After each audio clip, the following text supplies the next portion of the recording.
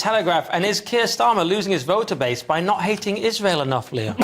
Well, yeah, pretty much. So the Muslim vote collapse is a major warning sign for Starmer, say the Telegraph. So Labour's position on Gaza is causing a collapse in the Muslim vote, shown most starkly in Oldham, where his party lost overall control of the council, but it's also evidenced elsewhere.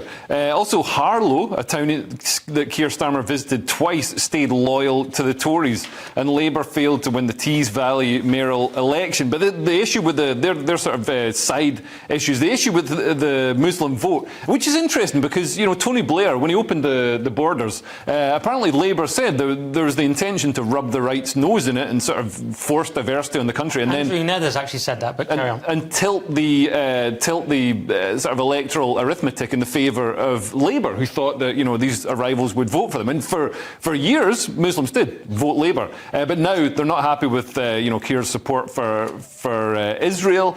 And in Oldham, where a quarter of the population is Muslim, the Labour vote was down by 8 percentage points. And in Blackburn, with Darwin, there was even bleaker news for Labour, where its vote share collapsed by 35%.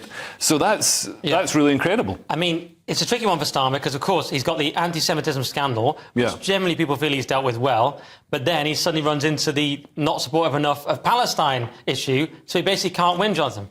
Well, what's slightly concerning to me is that on British soil, one of the main contention, like within voting, is a foreign war, a religious war. So, I mean, it's not just religious wars, political as well. Obviously, there's all kinds of issues. But if this is the main, you know, point of contention, shouldn't it be something based here? Wouldn't that You'd think, wouldn't you? That's very old-fashioned of you, Jonathan. I think we should be dealing with domestic issues. No, we should deal with all foreign conflicts throughout the world and let them destroy our society, I think. I mean, the far left of the party is going to be running wild because the conventional wisdom is, OK, Starmer's winning a crushing majority. It's great times for Labour. But, of course, the small print is, but now his sort of far left, we've always seen Owen Jones defect. And the sort of far left are going to pressure him.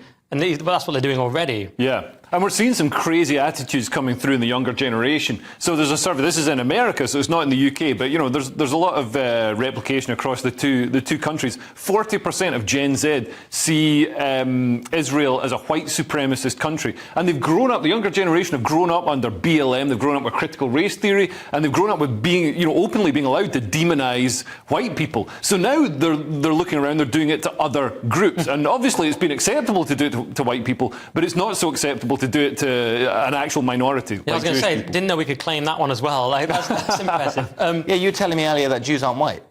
Wasn't telling you that. But that's a great way to be cancelled. No, I'm joking.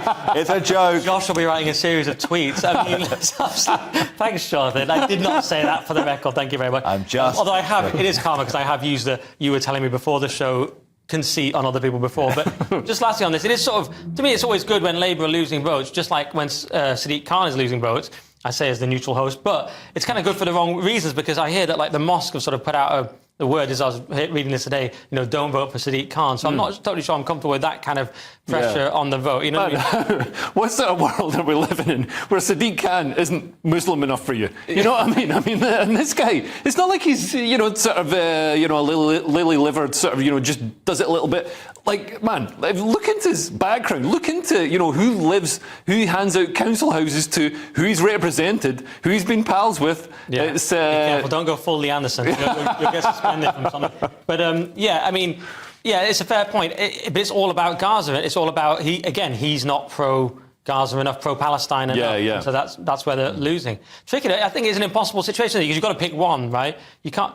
Could you sort of fudge it down the middle? Starmer's tried to do that. It hasn't worked. Yeah, no, and that's this whole thing being straight down the middle. I know, it's not worked on this. You've actually got to pick. Yeah, and identity politics has made everything so divisive. Like, there's no way you're going to be able to corral Generation Z into, you know, a pen that you know, keeps them happy. Yeah. It's like, I like Palestine, but you know what? I also like Israel. It's just not going to work.